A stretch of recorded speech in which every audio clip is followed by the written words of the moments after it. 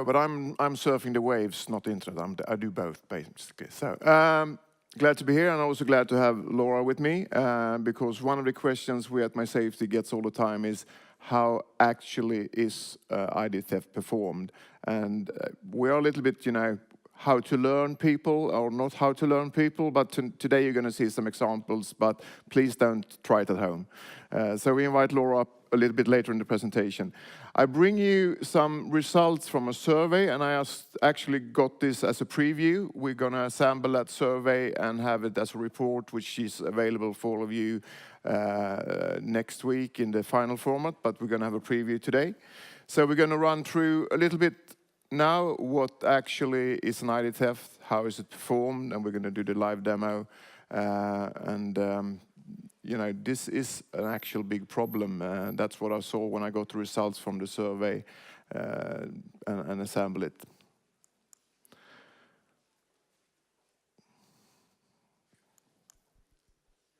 Identiteettivarkaus. Yhä yleisempi rikos. Identiteettivarkauden vaara on nykyään 8 kertaa suurempi kuin murron. Poliisin on yhä vaikeampaa selvittää yleensä monimutkaiset identiteettivarkaudet. Siksi useimmissa tapauksissa tutkinta keskeytetään. MySafety valvoo identiteettiesi vuorokauden ympäri kaikkialla maailmassa. Identiteettivakuutus tuo turvallisuutta digitaaliseen maailmaan. Vakuuta identiteettisi saman tien. Ota vakuutus. So it's actually started more than 10 years ago for us in MySafety, and we identified this spot, the blank spot on the market, where we saw big problems in the area of digital crime, and we see new areas as well. But more than 10 years ago, we started talking to the police, both and authorities, both in Sweden and Finland, Nordic countries. We went to the US, we went to England, and to learn about it. And then we came back and spoke to other insurers, and they were almost laughing at us and said, "This is not a problem. We can't insure this," and so on. But we started a product in 2008, our first insurance product, and that was mainly wrapped around assistance. We do still think that the assistance part is maybe the most important part of the product, but during those 10 years we also have developed the product more, and now we also have added high-tech parts to the insurance product, because also to be able to watch out what's going on with your credentials on the net is very, very important, which I think we will understand when Laura shows the demo later on. So we've been developing this for more than 10 years, and I would gladly say I think we are the market leaders in this space. So we have not that much time. I think one of the takeaways from this slide is not actual numbers, because you see different surveys. I think it's the direction of the arrow. This is a growing problem area. I'm unfortunate to say that, but we need to watch out, because this is probably in the Western world the largest crime problems. All the other parts is actually quite good. We see that break-ins in houses and so on, all the stats, especially in the Nordic countries, are going down. There will be some slightly moderation, some peaks that alter it, but in the long run, this is the crime area where we actually have the largest problem for the future, and we need to watch out for that, and we need to work with that. So global and growing. It's not like the hackers sitting at home individually that is the major problem. This is individual crime. I recently went to the London Metro Police, which is the UK fraud unit. They assemble everything around fraud in the UK, and they will say the same. I guess the authorities in Finland and in Sweden will say the same. This is organized crime. This is the same crooks that deals with weapons, that deals with narcotics. They use this as a tool to finance their not so legit businesses. So this is something that we need to think about as well, that it's organized. They have, and I love this quote from this guy in the UK, they have stronger R&D than your company have, because they earn a lot of money on this. So think about this. So organized and low crime is not a takeaway. And I also, on that slide, I think the law was actually, you were a little bit faster and better than we were in Sweden, because Up till a few years ago, it wasn't even a crime to steal somebody's identity on the net. So if you compare it to actually, if you do a break-in, or if you go in with a gun or a false gun to 7-Eleven, you will do time in prison for 3 to 4 years. 2 or 3 years ago, it wasn't even a crime. You couldn't go to jail for it. Now, of course, the authorities have thought a little bit more about it, but they are still behind. So that's also something to think about, that it's low risk for the crooks, actually. Complex, differentiated. What is actually an identity theft? It's a big area. It's anything from stealing identities to date online, to steal somebody's identity to bully somebody, to steal somebody's identity to actually earn some money from it. And we will see some example on the demo as well. So to try and somehow divide it into parts, you have the high-tech part. This is basically when we speak about cyber crimes. And of course, that's, I think it's a buzzword out there a lot about cyber crimes today. And this is where you have the amount of not that many, but you have the actual really good tech criminals out there that will assemble information around your company. They will spend hours and hours, months, maybe years, and then they will do a pointed attack to your company. That occurs and it happens, but it's still low volume, but it's a lot of course, a lot of money that gets stolen in those, and it actually breaks companies down quite hard as well. So that's the high-tech part of it. Then we have the low-tech, and I think what we'll see in the demo will be in between high-tech and low-tech, because low-tech, I think most of us actually, if we study some programming, we will be able to do. It's not that hard to do, but it's still organized, and then we go to the mass volumes. Then it's actually, doing this to a lot of companies or a lot of individuals, where you actually use algorithms that you can learn how to program to look on the net and to find things. You can learn how to purchase credit card information on the deep web and the dark net and stuff like that. So that's not so hard to do, and this is where the volume goes, and that's the result for the survey shows as well. So complex and differentiated, and don't forget the last part. Social engineering, that's no tech. That's actually when you get fooled on the phone, when somebody sends an email, when somebody speaks to you, and you actually think it's somebody else. And this is getting so much more complex as well, because in the old days it was, I think we called it the Nigeria letters. Now the crook spends months and hours on actually talking to you to get you confident that it's actually somebody else talking to you, and that's social engineering. So moving in quickly to the survey, and this is the preview, and you will be able to speak to us in our lounge around this as well. And we, as I said before, will actually have it out on the market next week. So we wanted to learn some more about how it actually is. We've been performing this study in Sweden for companies for 3 years. So this is the 4th one for Sweden, and it's the 1st one for Finland. And moving into the results, and unfortunately, not so good. So this is small and medium enterprises up to 250 employees. So you will see that almost the similar figures for Sweden and Finland. So it's actually 14 and 15% stating that they've been exposed, they've been the victims of some kind of identity theft. And if you then also go to the attempts, you will have even worse figures. You will see that there's a difference though here. It's worse in Sweden, so that's maybe good for you in Finland, but I think you will see a development here as well. So this is including attempts made, where actually there's been an attempt, but no consequences for it.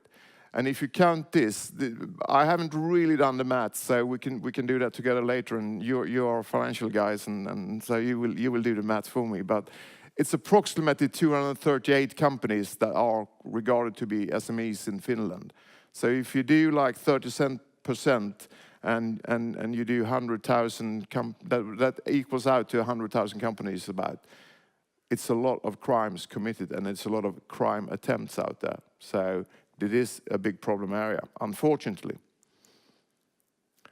So, and also, what is the main things that happens? It's almost similar in the markets. How do actually the criminal gangs, the crooks, go about this? It is still the letters sent out, the false invoices, kind of analog, going digital. But as you see on the other hand of the side, the most common things today, or almost the most common things, is actually when you pretend to be somebody, you steal somebody's identity. It's the emails, it's the phone calls, it's the digital process where you actually pretend to be somebody else, where you actually have falsified somebody's identity. And it could be very high tech, and it could be not so much tech, but it's getting more and more advanced as we speak, and it's really hard to actually know that it's not actually the person that is sending the email or talking to you, that it's on the sender side. So moving forward, consequences, it costs loads of money. I'm glad to say that no consequences is kind of high, so it's 50 above, but still, that means that we have some readiness for this, but it costs loads of money. You have 10%, 12% that actually has had a financial loss, which is, coming back to the figures later on, but this is actually a lot of money. You have the time, and this is hard to quantify, of course. How much time do you spend, your organization, to, protect yourself, but then when it actually happened? It takes loads of time. You need to contact debt holders, you need to contact suppliers, you need to contact, and this is where our assistant part comes in, of course, because it's loads of resources and time spent to, on the backtracking of an identity theft. Doesn't seem to be such a high figure in average, but if you do the maths again, and you're the financial guys, the 6,000 euros in average to the 100,000 crimes committed or attempted to commit, it's loads of money going around out there. So we need to be aware of this. And the low figure is, of course, also depending on that. If you go for the cyber crimes, you go for the millions. We had some example of that. But of course, it's easier to get for average figures and to get the money being the criminal, of course. So, ending this off, but again, we will have the final results ready for you, and you can get them from us. But we asked this question because not to blame the police, but this is a normal reaction. Who do you contact? Do you think there was a difference between the trust in Sweden and in Finland? Okay, I give you a hint. I give you a clue. So, do Swedes trust the police more than the Finns? You trust the police a little bit more than we do, actually. And again, this is the normal reaction. Who do you contact? And we have a really close relationship with the authorities and the police, but they don't have the tools, the resources today, and we need to cooperate, because the solution is we do it together, the organizations, the authorities, and the companies. That's the only way we're going to solve this problem. So it's not just about the trust, but if you call the police, they really don't have the resources today. And to end off with, before we do the live demo, we also asked the question, are you protected? Do you have insurances? And you can see here that the general opinion is that we might do. We're not so sure, but we might do. So this is probably my takeaway before we invite Laura up. Think about this. And now we're going to do the demo. And this is the report. So on our website, you can do order it there or speak to us in the lounge. We have some great colleagues out here, so just sign up and we will send it to you. And now I leave it to you. All right, thank you, PA.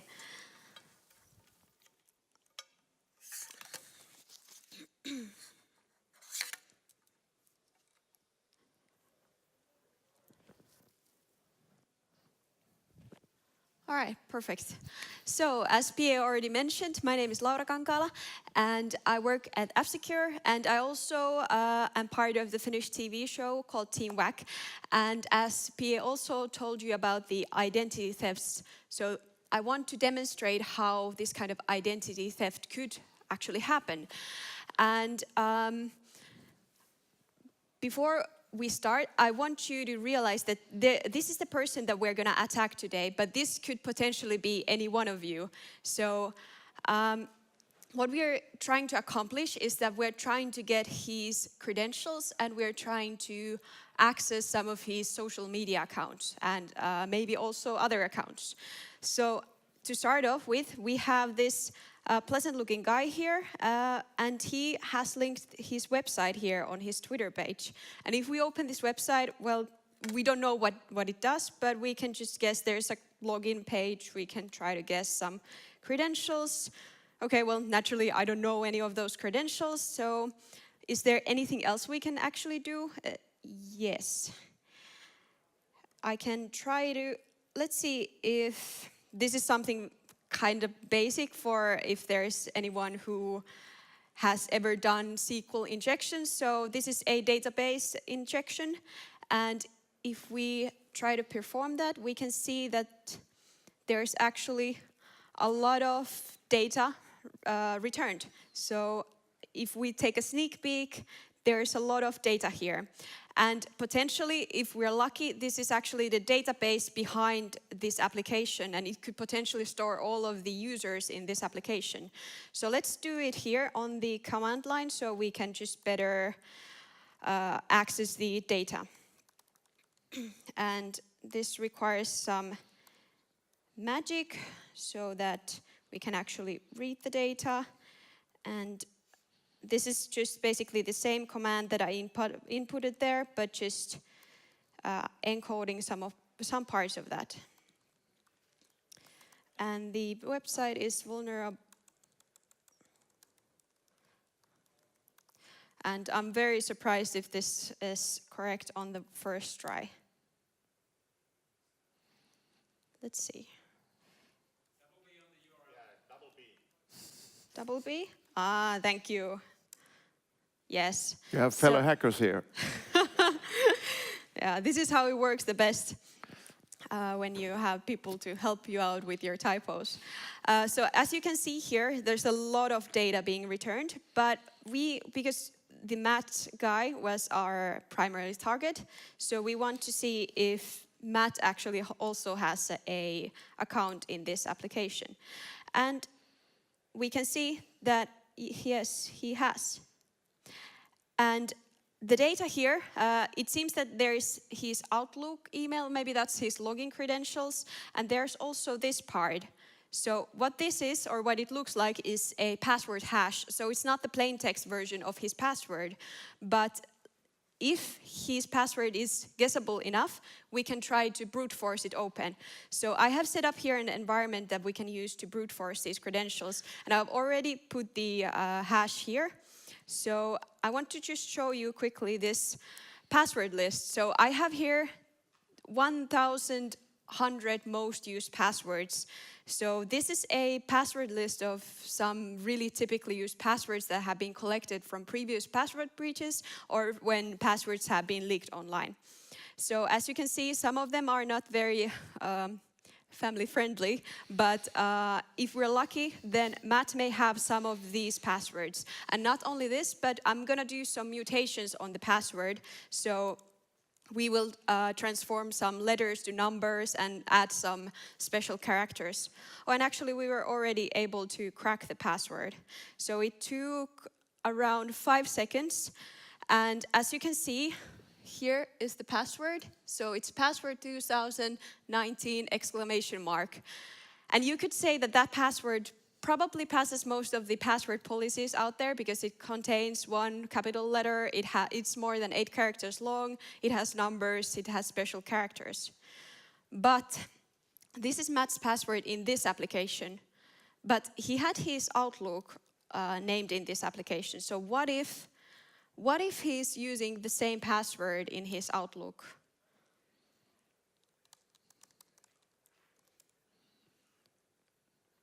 Okay, apparently he was. So what we are now able to see is that we were able to log into his email. And there, let's see the first email. Okay, so it appears that there is some discussion about transactions and some invoicing.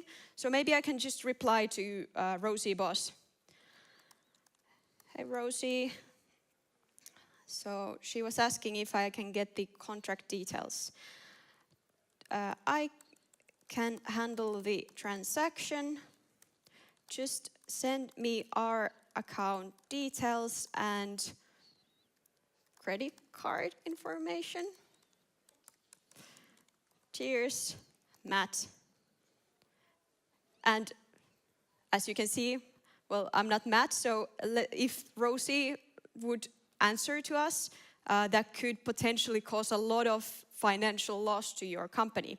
But not to bet on her asking only, replying only to my email. I can also try to, because apparently she's also on Skype, so I can just tell her over Skype, hey, I just sent you an email. Can you reply to me ASAP? So this is a trick that attackers use quite a bit to try to attack you through vectors that you wouldn't imagine. So using this kind of instant messaging is quite handy actually. But then we had his Twitter account. Let's see if we can access this one also. So Matt Woon and password. Okay, well, it appears that he has a different password here, but we're lucky that he uses his email on his Twitter account, so we can actually just reset the password from here.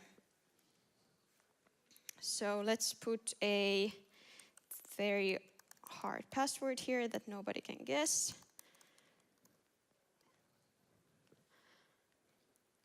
All right. So now we were also able to access his Twitter, and we could say here, oops, I shouldn't have reused my password, hashtag mySafety.